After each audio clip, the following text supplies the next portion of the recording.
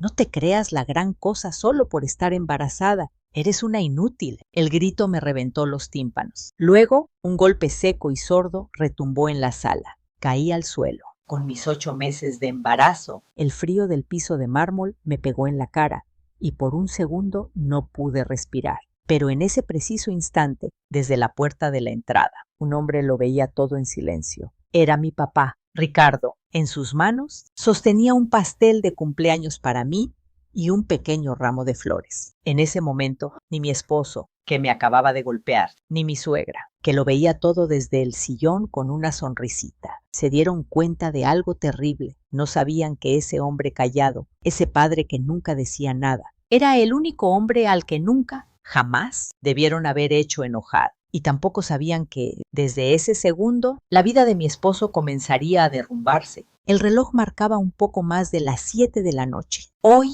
era mi cumpleaños número 30. Un día importante. En mi vientre llevaba una pequeña vida de 8 meses. Y mi papá, Ricardo, que estaba más emocionado que nadie por conocer a su nieto, había prometido venir a celebrar conmigo. Apenas podía moverme con esta panza enorme, pero estaba en la cocina preparando la cena. Uf.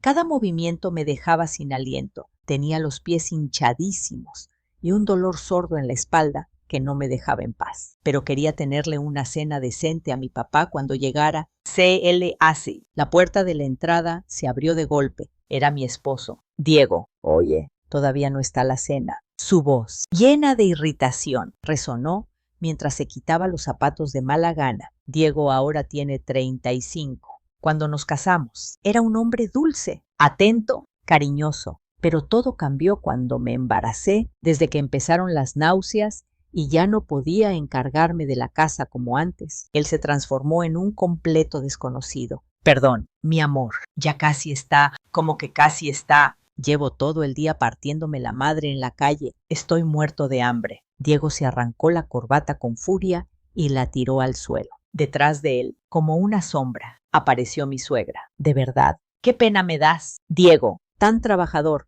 y tu mujer aquí, en el aire acondicionado todo el día, y ni siquiera es capaz de tener la cena lista. La señora me miró la panza con desprecio y se rió por lo bajo. No te creas que por estar embarazada tienes privilegios. Las mujeres de antes trabajaban en el campo hasta el último día. Las jóvenes de ahora son unas flojas. Me mordí el labio con fuerza para no responderle. Por mi bebé, me repetía. Tengo que aguantar por mi bebé. No provoques problemas. Regresé a la cocina en silencio, con las manos temblándome mientras agarraba de nuevo el cuchillo. Pero ese día, Diego venía de un humor de perros. Oye, y mi cerveza. Perdón, ahorita te la saco del... Cuando me di la vuelta, apurada, mis pies se enredaron. La panza me hizo perder el equilibrio y me golpeé la cadera contra la esquina de la mesa del comedor. Con el golpe, un vaso que estaba en la mesa cayó al suelo y se hizo 1000 pedazos. ¡Crash! ¿Pero qué diablos estás haciendo? El grito de Diego me taladró los oídos. Perdón, es que sentí un dolorcito en la panza. No me vengas con pretextos. Eres una torpe, una buena para nada. Diego se acercó a mí a grandes zancadas y, sin pensarlo, me empujó con fuerza por los hombros. No pude hacer nada. Caí de lleno contra el suelo. Lo primero que hice fue cubrirme el vientre con los brazos. El impacto contra el piso duro me recorrió todo el cuerpo, pero el dolor no importaba. Solo podía pensar en mi bebé. ¿Estaría bien? Mi mente se quedó en blanco. Diego, ya déjala, dijo mi suegra desde el sillón, como si estuviera viendo una telenovela. A ver si por tus tonterías le pasa algo al nieto. Y luego es un problema. Ni siquiera intentó levantarse para ayudarme. Y todavía te pones a llorar, como si fueras la víctima. ¡Me das asco!, me gritó Diego. Se acercó más, levantó la mano y me soltó una bofetada que me volteó la cara. Un sonido seco resonó en la sala. Sentí el sabor metálico de la sangre en mi boca. El miedo y el dolor hicieron que las lágrimas brotaran sin control. ¿Crees que llorando vas a arreglar algo? No te creas la gran cosa solo por estar embarazada. La mano de Diego se levantó otra vez, lista para golpearme, y fue justo en ese momento Sofía. Una voz tranquila, pero era una voz grave, firme, que congeló el aire y silenció los gritos de Diego en un instante. Diego se quedó tieso y volteó hacia la puerta. Mi suegra Abrió los ojos como platos. Yo, desde el suelo, adolorida y cubriéndome la panza. También giré la cabeza, con la vista borrosa por las lágrimas. Ahí estaba mi papá, Ricardo. Había entrado en silencio,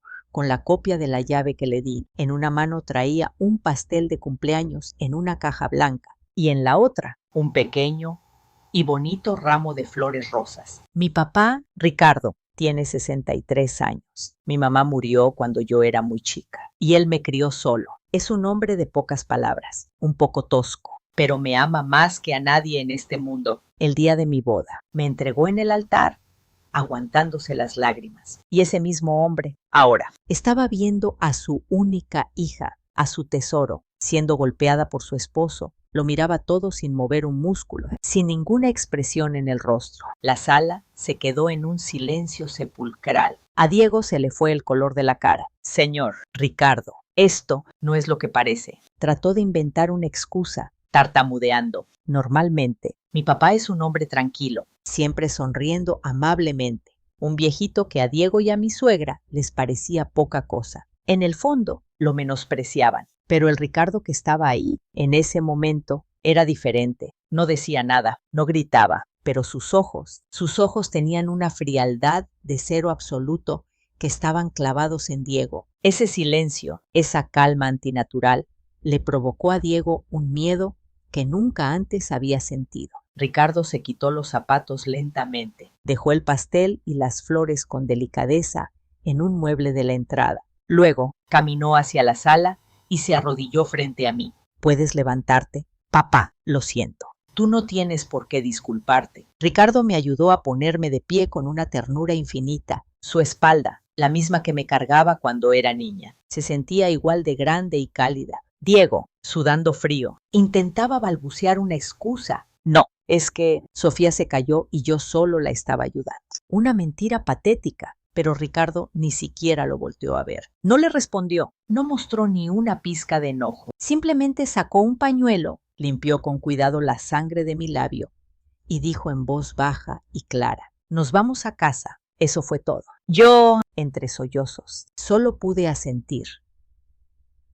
Me contis, aferrándome a su pecho. Ricardo me abrazó con fuerza por los hombros y caminó hacia la puerta. Nunca miró hacia atrás. Trató a Diego y a mi suegra como si no existieran. Cerró la puerta suavemente detrás de él. C-L-I-C. El sonido resonó en la sala, donde solo quedaron Diego y su madre. ¿Pero qué le pasa a ese tipo? Ni siquiera es capaz de decir algo. Diego escupió las palabras, tratando de ocultar el temblor de su voz. No me gritó, ni siquiera me agarró de la camisa. Resultó ser un viejo cobarde. Qué susto me llevé para nada. Diego se sintió aliviado. Pero ese, amigos, fue el error más grande de su vida. Diego no tenía ni idea, no sabía que ese padre silencioso era un antiguo empresario que había sacudido toda una industria. Un hombre que, aún hoy, tenía un poder y una red de contactos inimaginables. No sabía que la gente verdaderamente peligrosa no es la que grita y explota, es la que, con una frialdad glacial, te lo arrebata todo en silencio. A la mañana siguiente, con una sola llamada a la oficina de Diego, su vida comenzaría a desmoronarse. En el coche de mi papá, no dejé de llorar. Me acurruqué en el asiento del copiloto, abrazando mi vientre, mientras los sollozos me sacudían. Mi reflejo en la ventanilla mostraba una cara hinchada, roja, horrible. Papá, perdóname por preocuparte así, perdóname. Lo repetía en mi cabeza una y otra vez, pero las palabras no salían. Ricardo no dijo nada en todo el camino. Él siempre ha sido un hombre de pocas palabras, pero este silencio era diferente. No era su silencio tranquilo de siempre, era una calma pesada, tensa, como la calma que precede a la peor de las tormentas. Mi vida con mi papá nunca fue fácil. Mi mamá murió de una enfermedad antes de que yo entrara a la primaria. Desde entonces, él me crió solo. Recuerdo que no importaba lo ocupado que estuviera, cada mañana se levantaba temprano para prepararme el desayuno y mi lunch para la escuela. En las juntas de padres, siempre llegaba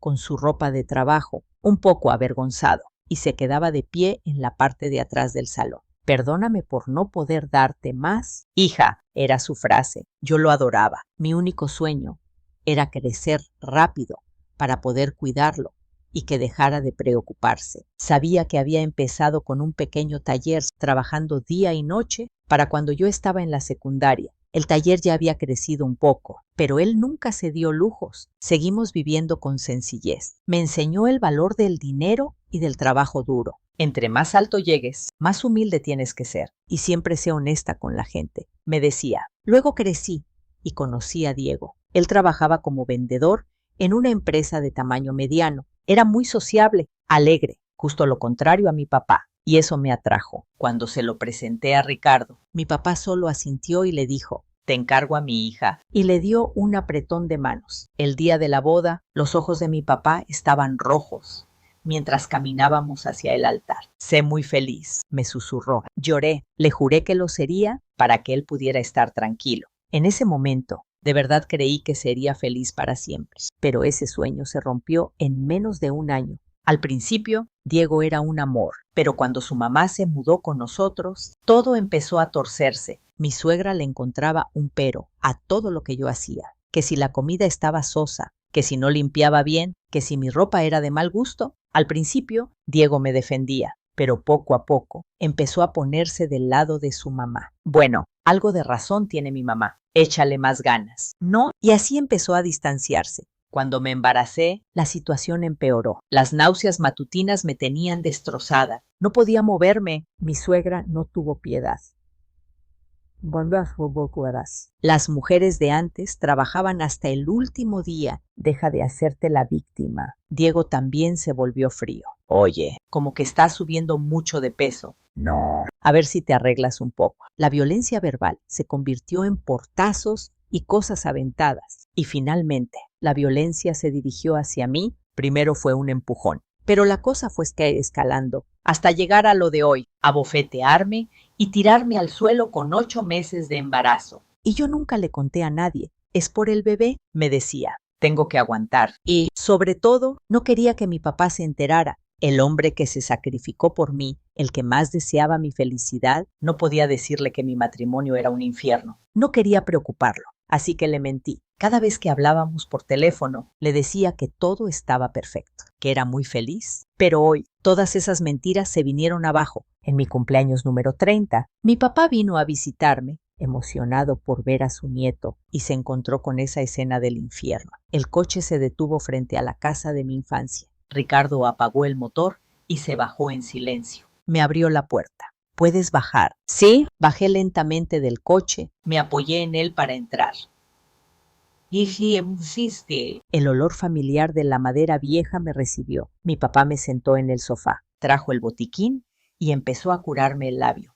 ¿Te duele? No, estoy bien. Negué con la cabeza. Me dolía más el corazón que la cara. ¿Papá? Yo, cuando iba a empezar a hablar. Él me detuvo, negando suavemente con la cabeza. Hoy descansa. No pienses en nada. Y me cubrió con una cobija. El calor de ese gesto hizo que las lágrimas volvieran a brotar. Después de que me quedé dormida, agotada de tanto llorar, Ricardo se sentó solo en la oscuridad de la sala. El té caliente que se había servido ya estaba frío. Sus ojos estaban fijos en la nada y en el fondo de sus pupilas había una furia profunda, silenciosa y aterradora que yo nunca había visto. Diego, susurró su nombre. Su voz era fría como el hielo y afilada como una navaja. Ricardo se levantó lentamente y fue a su estudio. Abrió el cajón de su escritorio y sacó una vieja agenda. Ahí estaba anotada toda la red de contactos e información que había construido a lo largo de su vida. Pasó las páginas hasta que su dedo se detuvo en un número de teléfono. Ya es hora, murmuró para sí mismo. El reloj estaba a punto de dar las 2 de la mañana. Mañana, cuando Diego despertara, su mundo habría cambiado por completo. La venganza silenciosa y absoluta de Ricardo estaba a punto de comenzar. A la mañana siguiente, una luz grisácea se colaba por las ventanas de la desordenada sala. Diego se despertó con una jaqueca terrible. Normalmente, a esta hora, su camisa estaría planchada y el olor a café y chilaquiles llenaría la casa. Pero hoy el silencio era total. ¡Oye! Sofía, ¿qué hora crees que es? Levántate ya. Diego entró a la sala y chasqueó la lengua con fastidio. Los pedazos de vidrio del vaso que yo había roto seguían en el suelo. La mesa del comedor estaba a medio poner. No manches. ¿De verdad se fue? Se rascó la cabeza y fue al refrigerador por una Coca-Cola. En eso, su mamá salió de su cuarto, bostezando. Buenos días, Dieguito. Que la niña esta de verdad no ha vuelto. Miró el desorden con cara de asco y suspiró. Qué cómoda. No, se enoja, deja todo tirado y se va a su casa. Por eso digo, las niñas que crecen sin mamá no tienen educación. Exacto. Se hace la víctima porque le dices dos cosas y ya está embarazada. Diego se desplomó en el sofá. En su mente no existía ni una pizca de culpa por haber golpeado a su esposa embarazada. Para él era una lección necesaria. Y si yo no la aguantaba, el problema era mío. Y el papá. ¿Qué papá? Se burló su mamá, recordando la cara de Ricardo. Vio cómo te le pusiste a su hijita y ni pío dijo. Seguro se murió de miedo. Con esa chamarrita barata que traía, se le notaba lo pobre. Sí, el viejito ese, al principio pensé que se me iba a lanzar, pero resultó ser un cobarde. Lo único que pudo hacer fue llevarse a su hijita y salir corriendo. Diego había malinterpretado por completo el silencio aterrador de Ricardo. Pensaba que era miedo. Estaba convencido de que él tenía el control, que un don nadie, como mi papá, nunca podría hacerle nada a un ejecutivo exitoso como él. Ah, déjala. ¿A dónde va a ir? Es una mantenida, no tiene un peso. Y con un bebé en camino. Me necesita para sobrevivir. Ya verás, al rato va a volver llorando y pidiendo perdón. Diego sacó su celular y empezó a escribirme un mensaje. ¿Hasta cuándo piensas hacer tu berrinche? Si regresas hoy en la noche y nos pides perdón de rodillas a mí y a mi mamá, tal vez te perdone. Si no, voy a cambiar las cerraduras. No vuelves a poner un pie en esta casa. Le dio a enviar con una sonrisa de satisfacción. Listo, esta noche la tengo aquí. Arrastrándose, se sentía el rey del mundo, el amo y señor. Mientras se bañaba y se vestía para ir a trabajar, se regodeaba en su retorcido sentido de superioridad. Diego trabajaba en una comercializadora de tamaño mediano en la ciudad. Llegó a su escritorio con aire de campeón. Los problemas en casa no le importaban. Hoy era su gran día. Estaba a punto de cerrar el proyecto más grande de su carrera. El cliente era un gigante de la industria. El Consorcio Monterrey llevaba meses adulándolos, invitándolos a comer, hasta que por fin hoy le darían el sí definitivo. Con este contrato, mi ascenso a gerente es un hecho. El dinero que se va a mover es más de lo que el taller de ese viejito podría ganar en toda su vida. Diego revisaba los papeles con una sonrisa de oreja a oreja. Un colega más joven se le acercó. ¡Felicidades! Diego, hoy es el gran día. Si se cierra lo del consorcio, nos invitas la fiesta. Dalo por hecho, mi era ha comenzado. Péguense a mí y los haré subir. Diego se reclinó en su silla, riendo a carcajadas. Su futuro era brillante. Estaba seguro, pero eran las 10 de la mañana. La puerta de la oficina del director se abrió de golpe. Diego, el director, un hombre normalmente tranquilo, corría hacia su escritorio con la cara pálida, como si hubiera visto un fantasma. Director, ¿qué pasa? ¿Por qué tan agitado? Cállate, no es momento para tus tonterías. La voz del director hizo que toda la oficina se callara y levantara la vista. Diego no entendía nada. Ven ahora mismo a la sala de juntas. El director del Consorcio Monterrey quiere verte personalmente. ¿El director? Ah, claro. Seguro ya viene a firmar. Tiki. Diego se levantó, radiante, pero la cara de su jefe seguía desencajada. Lo agarró de la camisa, temblando. No, me acaba de llamar para decirme que si tú estás a cargo, el contrato se cancela y que van a reconsiderar todos los negocios con nosotros. ¿A quién diablos hiciste enojar? A Diego se le heló la sangre. Una broma. Pero si ayer estaban encantados conmigo, mientras lo arrastraban a la sala de juntas, un sudor frío le recorrió la espalda. Ese fue el primer sonido, el primer crujido de su vida derrumbándose cuando se abrió la pesada puerta de caoba de la sala de juntas. El aire adentro estaba helado. En el gran sofá estaban sentados el director de operaciones del Consorcio Monterrey, el señor Sasaki, y dos abogados con cara de pocos amigos. El señor Sasaki, que normalmente lo recibía con una sonrisa, ahora tenía el ceño fruncido. En cuanto vio a Diego, su cara se torció en una mueca de asco. Señor Sasaki, qué gusto tenerlo aquí. Gracias por su tiempo. Supongo que estamos listos para la firma final. Diego forzó una sonrisa, la misma sonrisa de vendedor que siempre le funcionaba. A su lado, su director ya tenía el cuello de la camisa empapado en sudor, pero Sasaki ni siquiera le devolvió el saludo. Con una voz fría como el hielo, dijo: siéntate y quita esa sonrisa falsa de tu cara. Como le dije a tu jefe por teléfono, este contrato se cancela. No vine a firmar nada. Que la expresión de Diego se desvaneció. Sintió un vuelco en el estómago. Cancelar. ¿Por qué? Si es por las condiciones, puedo intentar negociar algo mejor. Aunque será difícil, dije que no es por las condiciones. Sasaki empujó con desdén la pila de papeles del contrato hacia Diego. En el Consorcio Monterrey, la integridad y el cumplimiento de nuestros socios es lo más importante. La calidad humana de las personas con las que hacemos negocios es un factor clave. Calidad humana, repitió Diego, confundido. No tenía idea de qué hablaba. Él era un empleado estrella, un profesional. Nunca había cometido un error en el trabajo. Sasaki lo miró con desprecio y habló lentamente. Un hombre que le grita a su esposa embarazada de 8 meses que, peor aún, la golpea y la tira al suelo. Un hombre con una moral tan baja no puede ser el responsable de un proyecto en el que nuestra empresa va a invertir su dinero y su reputación. Al escuchar esas palabras, la mente de Diego explotó.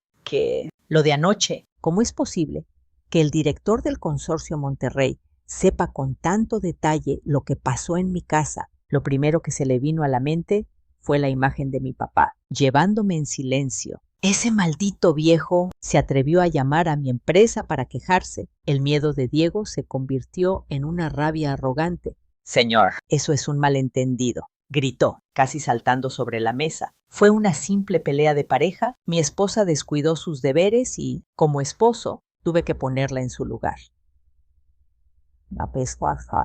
Seguro fue ella y su padre, ese viejo resentido con su chamarra barata, los que llamaron para inventar chismes. Diego, cállate. ¿Qué estás diciendo? Su director, pálido, intentó jalarlo de la manga, pero Diego ya no se controlaba. Director, escúcheme, mi esposa creció sin mamá, en una familia pobre. No tiene esa educación. ¿Cómo es posible que por las mentiras de esa gente se cancele un contrato de millones? Un hombre tiene derecho a disciplinar a su mujer. Silencio. El grito de Sasaki hizo vibrar las ventanas. Diego se cayó en seco. La cara de Sasaki ya no era de enojo, era de una lástima profunda. Gente pobre, disciplinar a tu esposa, dijo, levantándose lentamente para mirar a Diego desde arriba. No tienes ni la más remota idea de a quién hiciste enojar. Me das lástima, muchacho. ¿Qué? ¿Crees que tu suegro llamó para quejarse? Qué equivocado estás. La información sobre tu comportamiento anoche vino directamente del Departamento de Investigación del Consorcio Monterrey. Un sudor helado recorrió la espalda de Diego. Investigación. ¿Por qué su departamento investigaría mi vida privada? Todavía no lo entiendes. La cancelación de este contrato y la suspensión de todos los negocios con tu empresa no fue decisión mía. Sasaki hizo una pausa y con una voz grave soltó la verdad. Esta mañana, a primera hora, recibimos una orden directa del presidente del consorcio. Cualquier proyecto que involucre a un hombre llamado Diego se detiene de inmediato. No se le transfiere ni un solo peso. El presidente. La boca de Diego se secó. El presidente del Consorcio Monterrey. Una leyenda, un titán de la industria cuyo nombre todos respetaban y temían. Una figura intocable, a años luz de un simple vendedor como él. ¿Por qué el presidente sabría mi nombre? Porque un problema familiar mío lo haría enojar a él. Mientras Diego entraba en pánico, Sasaki tomó su portafolio. Averígualo tú mismo, aunque dudo que alguien tan superficial como tú pueda entender la verdad. Vámonos. Sasaki y sus abogados salieron de la sala, dejando atrás a un director a punto de derrumbarse. El sonido de la puerta al cerrarse fue, para Diego, como la campana que anunciaba el fin de su brillante carrera. Pero él aún no lo sabía. Esto era solo el comienzo, el inicio de la venganza silenciosa y absoluta de un padre que no grita. Bzz, bzz, bzz. En el oscuro cuarto de la casa de mi infancia, mi celular no paraba de vibrar. En la pantalla, el nombre. Mi esposo Diego parpadeaba como una alarma de incendio. Yo estaba hecha un ovillo en un rincón, abrazando mi panza con manos temblorosas, mirando el teléfono como si fuera una bomba. Desde que mi papá me trajo anoche, no he podido dormir. Me duele todo el cuerpo. Tengo la cara hinchada, pero más que el dolor, es el miedo a Diego lo que me tiene paralizada. ¿Está furioso? Seguro está furioso porque me fui sin decir nada. La vibración se detuvo, pero inmediatamente empezaron a llegar notificaciones de mensajes, una tras otra. Bip, bip, bip, como una ametralladora. Con solo ver la vista previa de los mensajes, sentí que se me iba el aire. Oye, ¿qué diablos le dijo tu papá a mi empresa? Me cancelaron el contrato más importante de mi vida. Seguro fue tu papá, que fue a inventar chismes. No te atrevas a arruinar mi vida. Regresa ahora mismo y pide perdón de rodillas. Si no regresas, te juro que voy a destruir ese tallercito de mierda de tu padre. Lo voy a dejar en la ruina, lo voy a hacer rogar. Solté un pequeño grito y me tapé la boca con las manos. El taller de mi papá. En mi memoria, la imagen de mi padre es siempre la misma, con su overol manchado de grasa, sudando de sol a sol en ese pequeño taller. Perdóname por no poder darte más. Hija, me decía siempre. Con esa sonrisa cansada, se partió el lomo, literalmente, para sacarme adelante él solo. Ese pequeño taller es su vida entera. La empresa de Diego era grande, tenía influencias. Si de verdad quisiera hacerle daño, podría destruir el taller de mi papá en un abrir y cerrar de ojos. Es mi culpa. Si yo hubiera aguantado, si no me hubiera ido, por mi culpa, la vida de mi papá se va a arruinar. Empecé a hiperventilar. Más fusosa. Mi pecho subía y bajaba sin control. Para colmo, ahora estaba llamando mi suegra, con manos temblorosas. Contesté, un grito agudo, histérico. Casi me rompe el tímpano. ¿Qué diablos crees que haces? Diego está teniendo problemas en su trabajo por tu culpa. Suegra, yo lo siento. ¿Crees que con un lo siento se arregla algo? Diego iba a ser gerente. Y por culpa de tu padre pobretón y sus chismes, todo se vino abajo. Estaba claro que le había creído todo a su hijo. Y además, qué dramática. Te pegan un poquito y ya corres a tu casa. Se nota que creciste malcriada y sin madre. No sabes lo que es aguantar. No hable de mi mamá, no me contestes. ¿Sabes qué? Más les vale que vendan ese taller y le paguen a Diego una indemnización. Si no, me encargaré de destruirlo socialmente. Clic. Me colgó, las lágrimas caían sin parar.